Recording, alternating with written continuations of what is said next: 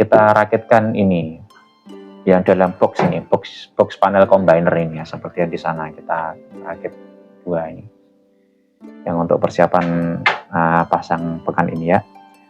Nah, ini isinya ya diantaranya perangkat-perangkat pengaman seperti pengaman induksi petir, sekring, MCB, kemudian ATS-nya, ada MCCB juga. Nanti kalau perlu di outputnya kita tambahkan RCPO ya, RCPO. Ya ini tambahan.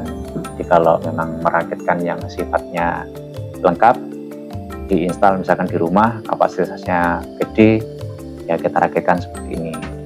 Bahkan untuk 3 piece lebih rumit lagi, lebih banyak lagi isinya. Ini kan 1 piece ya. Kemudian indikatornya kita indikator standar ya hanya pakai 2 ini. Jadi yang lengkap ada 6 parameter di sini. Kemudian ada monitoring online pakai WiFi. WiFi bisa dimonitor menggunakan smartphone. Ya lengkap bisa dengan baterainya juga, tapi bisa juga sih yang sederhana dari panel surya ke inverter, tapi kalau bisa yang besar itu yang kompleks saja karena butuh security, butuh saklar-saklar, butuh monitoring ya gitu. MPPT include panel surya sampai berapa? MPPT maksudnya mungkin inverter ya, inverter hybrid panel surya ya bergantung dari kebutuhan ya. Kebutuhannya kalau hanya skala kecil aja misalkan hanya untuk gubuk atau rumah kecil gitu mungkin anggaran 10 jutaan sudah bisa ya. Sudah bisa untuk pompa air 10-12 juta, 13 lah mungkin maksimal.